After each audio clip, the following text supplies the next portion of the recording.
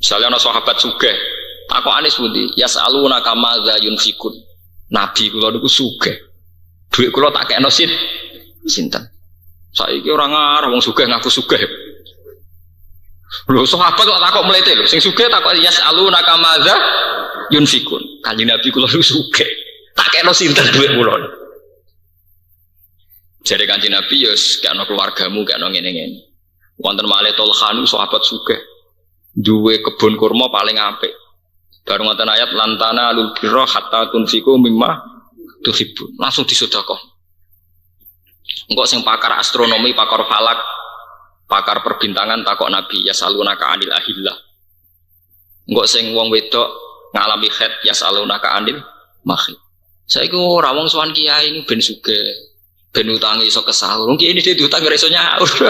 Kula ngerti takoki tiyang ngono, seputi Gus utang kula kata ora iso nyaur. Aku lah ora iso nyaur utangku, cek kurang ae padha. Lah seputi Gus supaya kula sugih, aku dhewe ora sugih. Lah wong sing sowan nggo mobil yo donga sugih lho, kiai ini sudah motor ra duwe kok tetep ngeki ijazah. Mestine kiai ini sing duwe ijazah sing sowan iku, nek urusan sugih pinter sampean rene nggo mobil, aku terima sepeda motor tuh. Nak carane tahajud pinter kula kiai. Nak carane golek dhuwit pinter jeneng.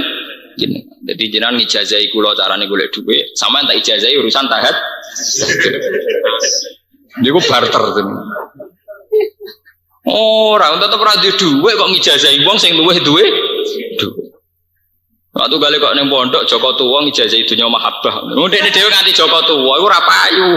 Tetep ae ngedaro donga napa? Mahabbah. Pengasihan itu pekarepe ku piye tunggale dukun tombok ngoten ndekne dhewe ora sugih disuwani gula 5 kilo seneng kok nebak nomor ana roh nomere dhewe ditomboki dhewe wong hadiah 2 miliar zaman SD SB itu sak miliar ana dukun-dukun sing omahe riyad kok dipercaya lah ana ndekne roh nomere dhewe rak ditomboki napa ini penting kalau aturaken ya. Jadi semenjak ngaji ini sampean mulai berpikir gimana bisa menyumbang Islam. Dimulai dari bentuk zuriatan apa? Thayyibah. Ini dimulai dari al-mu'minul qawiyyu khairun wa ahabbu ila Allah minal mu'minid dhaif. Itu dawuh Kanjeng Nabi ya.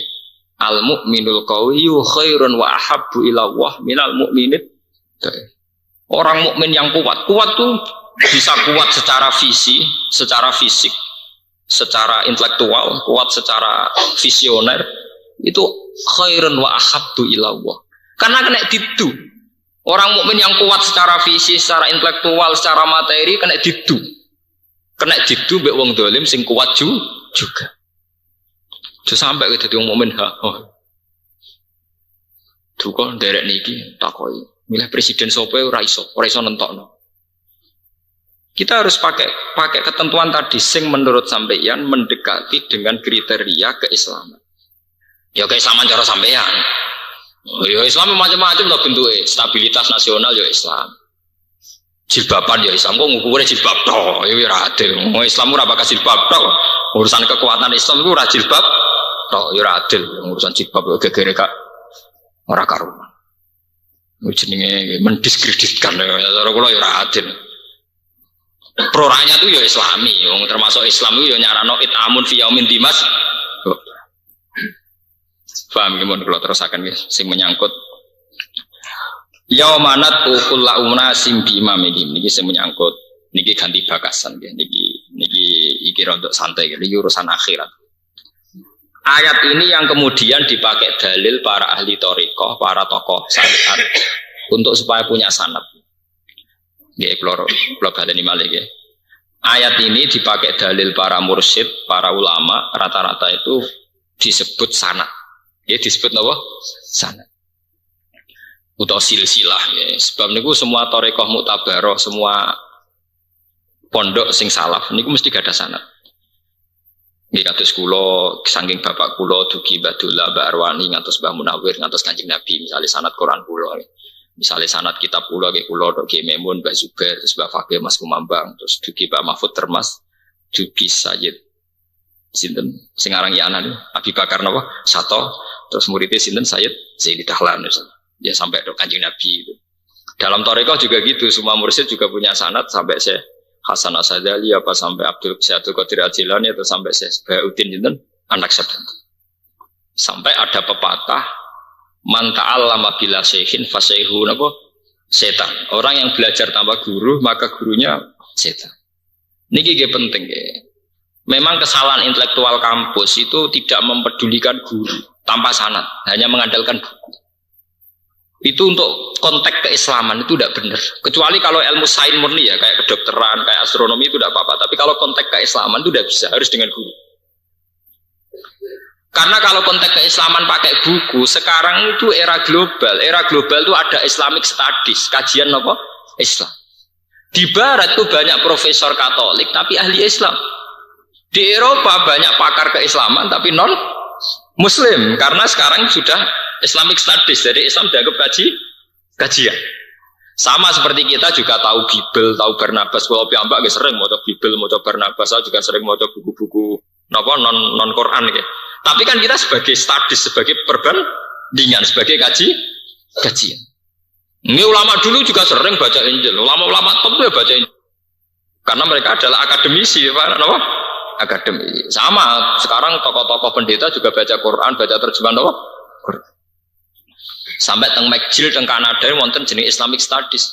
Di situ yang sekolah ya biasa mengkaji Quran wonge ya ora salat. Karena sudah kajian apa?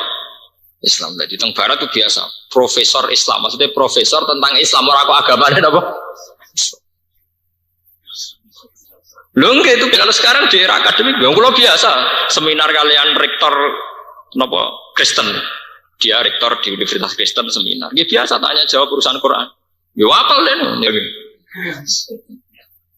Sama seperti kita juga baca Barnabas, baca Injil ya sama. Karena sudah menjadi kaji. Nah, kalau tentang keislaman itu sampean percaya tulisan-tulisan buku, marawan tulisan ini ditulis oleh mereka yang tidak punya tanggung jawab terhadap apa? Islam. Padahal mereka meyakinkan ketika ngomong tentang apa? Islam. Nah sekarang yang setengah banyak kebingir kan gitu, banyak mahasiswa muda yang belajar Islam di kampus. Kemudian rujukan mereka adalah buku-buku yang dikarang oleh profesor keislaman, bukan profesor Islam, profesor keislaman. Tanya terus ada wacana bahwa Nabi di Madinah itu sebagai pemimpin negara, sehingga Madinah dianggap negara Islam. Nah berat. Nah, keyakinan ulama Nabi itu tidak pernah menjadi pemimpin negara. Nabi itu ya pemimpin agama. Beliau di dunia, maka beliau juga memanage urusan apa? Dunia, urusan negara. Tapi beliau tidak pernah berstatus sebagai pemimpin negara. Beliau itu beda sekali. Contohnya begini, beda sekali itu. Negara paling apapun itu tidak akan menjadikan sholat 5 waktu sebagai kewajiban negara. Yang menjadikan sholat 5 waktu sebagai kewajiban hanya khas agama. Ini hanya khas apa? Agama. Sementara Nabi mewajibkan sholat 5 waktu. Bahkan Nabi mewajibkan secara jamaah. Sampai Nabi sering ngendikan orang-orang yang tidak jamaah mau saya bakar. Tapi karena anak-anak ini belajar Islam di kampus, yang mereka dengar malah versi begini. Nabi adalah tokoh agama yang toleransi. Di Madinah bertetangga dengan Yahudi Nasrani. Dan Nabi berhubungan secara baik. Dia tahu, sama nak sering berhubung mesti khasnya mereka nak nyifati Nabi itu apa? Toleransi. Cara bertetangga dengan orang Yahudi, orang Nasrani. Tapi kalau versi ulama, ya sama. Memang secara sejarah Nabi di Madinah itu ditanggo Yahudi, ditanggo Nasrani. Tapi versi tiang ulama mestinya Nabi sering berdiskusi dengan Yahudi Nasrani tentang kebenaran kitab-kitab samawi. Mana yang masih asli, mana yang sudah yuharrifunal kalimah mawadi, yang sudah ditahrif, yang sudah dirubah. Tapi kalau pandangannya Islamic Studies enggak. Nabi bagi kekuasaan dengan non-muslim di Madinah, sehingga ada area muslim, ada area non-muslim. Itu beda sekali cara pandang apa? Beda sekali. Sehingga akibat dari itu adalah jebolan kampus rata-rata cenderung sekulerisme. Berpaham apa? Sekulerannya melihat agama hubungannya dengan non-muslim saja. Santri cenderung pasif. Kancanan orang pada santri ini angel ra karuan. Akhirnya pada ra bener ya, kalau sudah begitu pada ra bener ya. Karena apa itu tadi belajarnya tanpa apa? Pokoknya dia baca buku, dianggap itu rasional, dianggap itu menggairahkan, menarik, diikuti. Sebab itu penting ya mana tuh kula unasim bi imami. Mulane kula sawi niku ngendikane ulama-ulama niku. Maka fatu bali ahli hadis. Ini satu napa? Ini satu penghormatan bagi ahli hadis. Karena imamuhum adalah Rasulullah sallallahu alaihi wasallam. Maka yang paling bejo niku ahli hadis. Mergo imami ahli hadis genge ketuane itu langsung Kanjeng Nabi sallallahu alaihi wasallam. Nak jare kula, yo wong Qur'ane Allah. Nah terus nuruti cangkem elek malah bejo kula. Lah Quran sing ngendikan sinten? Allah. Lan nek kula hafal Quran, hafal hadis berarti mun imame mun bener langsung Allah kalian sinten? Rasulullah. Dadi muntak menapa? Muntak. Niki penting. Lho kula niku pas umroh. Niku teng Raudhah niku cita-cita kula pas tunggal kepengin sinau hadis. Kesampean. Karena kalau menurut Wahabi itu kitab Bukhari kan jadi Wahabi itu yang anti kan sama kayak Manaqib, kayak kitab-kitab jimat kan gak seneng. Tapi kalau Bukhari kan gak dilarang. Karena Bukhari itu menurut mereka juga kitab napa? Sahih. Niku kula sinau Bukhari. Karena sanad itu penting. Ya manat ukula unasim bimam. Ya contoh sanad penting misalnya ngeten niki misale nggih. Asyhadu alla ilaha illallah. Kita secara nal itu arti kita sama. Orang ono pangeran kecuali Allah. Yang berhak disembah hanya Allah. Terus kita punya sanad bahwa saat muni illallah itu tangan musabbihatahu itu dilepas. Kalau kita orang-orang Sunni, ya, orang-orang Sunni, ya, kados kula nggih. Kula nek masalah ngoten niku kan anut Sunni ya, sebetulnya. Cuma dalam konteks Indonesia Sunni ku kan NU, saged anut NU utawa anut. Wong cara kula niku teng Indonesia niku sing perlu didongakno niku pokoke NU, Muhammadiyah, Nahdlatul Ulama. Niku kelompok besar yang harus kita hormati. Meskipun kita tidak anti yang kelompok lain, tapi yang besar harus kita hormati. Karena as-sawadal kelompok besar. Mulane kula nu secara pribadi kadang beda dengan NU dengan Muhammadiyah, tapi yang sering saya doakan tuh NU, Muhammadiyah atau Nahdlatul Ulama. Pokoknya yang kelompok besar. Kelompok besar ini penting untuk menjaga keserampan apa? Masa. Kowe nak nuruti kelompok-kelompok cilik senajan to bener ku aneh-aneh. Misalnya kayak An-Nazir itu mungkin bener, mergo duwe dalil. Misalnya Nabi ku rambutnya dipilok. Tapi wong sampai jamaah milok rambut barang ngono maksudnya. Artinya mungkin sudah benar, memang Nabi itu rambutnya kan apa? Dipilok. Sehingga jamaah Nazir rambutnya apa? Dipilok. Nabi miloknya kan ahmar, mulai jamaah Nazir miloknya apa? Ahmar. Jadi masalahnya dalam konteks Indonesia, sing milok rambut itu penyanyi rock gitu. Masalahnya dalam konteks Indonesia itu, sing seneng milok itu jamaah sholat atau jamaah rock. Ya sampai nak ngaji riwayat-riwayat kan di Nabi rambutnya apa? Disemir toh kira. Sakjane ini gue buatin disemir permanen ini buatin. Dulu itu kalau mau perang, niku rak wong tua rambutnya pun putih loh. Pun apa? Putih. Lah nek ketok putih alah wong tuwek dijengkangno ra wis kenek. Paham ya? Akhire ora ono wibawane, ben ra ketara tuweke ken apa? Nyemir terus sejarah. Ora kok nyemir gaya-gayanan kok penyanyi rock lho. Niku sami kalian sejarahnya nyabu ngeflare. Riyen wong kafir nek perang niku ngeflare riyen. Wong nak mabuk ra kondel. Wong Islam ora mabuk, ora pati kentut. Mulane riyen arak nak dadi halalno. Dina ape perang ngeflash ben padha kendel. Mulane arak nate halal. Paham ya? Nggo ngeflash, nggih napa? Ngeflash. Ben kendel maksudnya. Ora kok ning omah ya tetep ngopo? Ngeflash iku keluwen. Nah ini kalau cerita, kalau nganti saat ini sering ndongaaken kelompok-kelompok besar, meskipun saya ada anti sama yang kecil. Kados NU Muhammadiyah. Bagaimanapun keseragaman ini penting. Mergo salate iso seragam begitu, dia tetap patang rakaat, cara sujud ya begitu, cara rukuk begitu. Teng Somalia, utawi teng daerah putih ini, Sumatera, teng Baros. Niku Islam iku mau salate 3 kali, hanya 3 kali. Terus engkau sampai ning pedalaman Purwodadi teng Islam Samun aneh-aneh. Sehingga kita butuh mediasi, yaitu lewat as-sawadil adzab, yaitu cara sholat orang NU dan Muhammadiyah. Mulane sholat itu disunatno jamaah lan jamaah disunatno ning masjid. Masjid itu artinya tempat umum gitu, kados musala gitu termasuk. Niki kula tak cerita ijtihad. Dengan sholat di masjid di musala secara terbuka, nggih. Sholat itu jamaah itu kan wajib, nggih, fardu napa? Kifayah.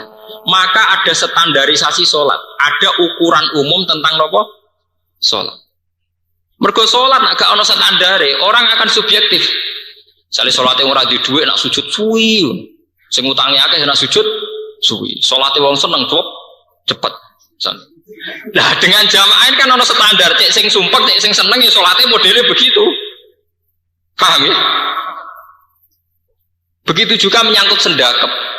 Sedekap umumnya kan ngene, jaman survei ning musala sing biasa itu, ono sing mireng ngene, ono sing ini standar. Sampean kalau ke Turki, niku nak salat kados tiang baris. Sampean nak delok TV, nak tiang Turki salat tangane dilepas. Nang kleto Mbah Sakur sing nate haji, tiang salat nak Mekah aneh-aneh, mulai salate dilepas tangane napa? Ini mengko balike teng cerita pentingnya guru padha ngecolot driji ke padha. Nah itu tangan membentuk angka 51 terus ngeten pas ilawah dilepas wa harraka musabbihatahu nang jeneng hadis e yo nyakang hadis ning Bukhari yo nyakang wa nabi ngubah-ngubahno musabbihatahu. Nah cara NU cara Muhammadiyah supaya cara Muhammadiyah dalam ini kan padha pokoknya sangka digegem dilepas. Nah dilepas itu jenenge ubah wong saka meneng dadi ubah ra jenenge ubah. Tapi sebagian kelompok Islam itu diubahnya diubah-ubah terus. Lalu tenang, ini cerita nih. Diubah-ubah terus. Mergo filosofi ini itu ditemplai setan ben kepleset. Wah.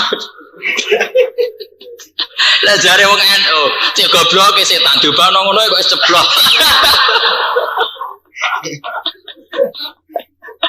Oh lagi mosok ngubah ngono sisa napa? Nyeblokno napa? Setan. Penting, jadi as-sawadil adzab penting. Kados NU Muhammadiyah Wahabi ini penting. Kula nu setuju.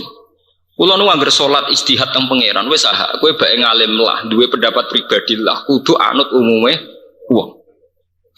Itu saya pendapat pribadi. Tapi saya tetap hormat sama ini. Waduh kula biasa tukaran mbek tokoh NU nggih biasa, kok Muhammadiyah nggih biasa. Ketua penasehat PP Muhammadiyah niku kula kenal. Sampai tokoh NU sing kenal nggih pirang-pirang. Mulai si Muzadi jebolan sarang ngoten kakak kula ngono ae. Biasa debat nyanyi tidak cocok biasa, tapi kita harus tetap nopo hormat. Karena untuk bikin keseragaman. Contoh gampang balang jumroh. Balang jumroh itu ceritane, itu Nabi Ibrahim balang setan. Ketika untuk wahyu nyembelih Ismail digoda setan terus diantem watu. Ada standar dunia yang diterapkan ahli sunnah. Nganggo watu jubuk ke Musdalifah diantemno secara standar. Secara apa? Standar. Andai kan ruang ijtihad itu dibuka, maka ya kayak Syiah itu jam dilemparkan. Mergo cara cangkeme wong-wong sing ijtihad. Tak setan mbok antem lonton ngono ya ora lara to. Nang antem sing buanter. Ambek penuh emosi. Makanya orang-orang Syiah kalau ngelemparkan ambek napa? Emosi. Yo jam yo oleh. Nak cara kita ndak oleh kudu watu. Ini pentingnya penstandaran. Ono istiad sesuai ngene. Wah, nak tujuane ngantem nglarakno setan. Dhisik pancen Nabi duwene watu. Saiki yo nganggo bedil. Mergo kira-kira watu mbek bedil luwih nglarakno napa? Bedil. Ngono sing istiad penawa anak bedil rong pati entuk akeh nganggo nuklir misal. Lah mana malah mina hancur. Nah, artinya karena ada suatu mayoritas yang cara ibadah balang jumroh demikian, ya, karena ada satu komunitas yang cara ibadah demikian, maka ijtihad sing aneh-aneh ini bisa tereliminasi cara tenggene napa TV ini tersingkir. Coba kalau tidak ada ijtihad mayoritas, ijtihad tadi masuk akal. Tujuannya adalah ben loro lah nak nganteme ngono tok kan gak mati napa? Loro. Iku padha kanca kula sing ijtihad kula di kanca wartawan KR nang ngoten. Pak Bah, sampean sebagai ulama berani ndak mewajibkan balang jumroh. Maksudnya Lah hajinya kan pakai uang korupsi, podo setane ada teman-teman gitu. Jadi dia protes loh. Dia kan wartawan, kan sering loh pejabat koruptor itu udah usah balang jumroh lah Pak. Podo setane ada antem, mbok yang rukun saja. Podo setane ada apa? Antem-antem. Artinya kalau ruang istiadah ini dibuka bukan karu-karuan. Iwak tuh gale kiai sing setuju istighosah cari. Istighosah ora setuju alasan pengiran jadi demonstrasi jadi. Kelompok banyak mendemo Tuhan. Ya itu kan pikiran-pikiran begitu tuh liar. Artinya kalau tidak ada sawadil adzam itu tidak ada mediasi untuk menjaga rangka ibadah. Standarisasi apa? Ibadah. Mulane kula nu matur nuwun sanget kalian NU, kalian Muhammadiyah, kalian Nahdlatul Wathon. Pokoknya yang mayoritas. Cuma kalau Nahdlatul Wathon di sini tidak mayoritas. Kalau di NTB kan apa? Mayoritas. Yang mayoritas di NTB. Sampai sing dadi gubernur itu putrane Tuan Guru Agung. Gubernur NTB itu Guse. Ketika mayoritas yang NTB kan Nahdlatul Wathon. Sehingga pas pilihan langsung menang. Beliau itu dokter tafsir. Jadi gubernur sing dokter tafsir ya namung putih. NTB. Beliau kuliah di Al Azhar jadi MA masternya tafsir. Mulai ana pilihan langsung milah wong abahe ke tope mriko. Jadi gubernur kulo nggawa jalalen. Lho nggih tenan. Lan kula nu umpama rapati kiai, cara mboten gadah istiqomah mulang niku kula badhe teng NTB. Mergi seneng kula, tapi wong kula kiai mereka dadi dumatar. Wong kula untuk tugas teng Malaysia itu ya seminggu, teng Mekah nggih seminggu. Saya itu tidak berani tugas di luar itu. Misalnya jemban tentang Palestina kalau sudah bisa itu paling 2 minggu seminggu. Karena kita sudah tidak bisa penelitian kayak zaman riyen. Nah, kiai mari kiai kudu istiqomah, loro kowe dadi kiai napa? Loro. Tapi tak angen-angen wong jaminane swarga nggih tak mati pawon. Nggih ana ikhlas kan mlebu napa? Swarga. Salarang-larange kampus bayar pula paling 10 juta. 10 juta ambek swarga kan larang napa? Swarga. Ngitungnya ora kok sak seminaran piro? Sak seminaran paling banter 2 juta. Nah, ngaji sampean swarga.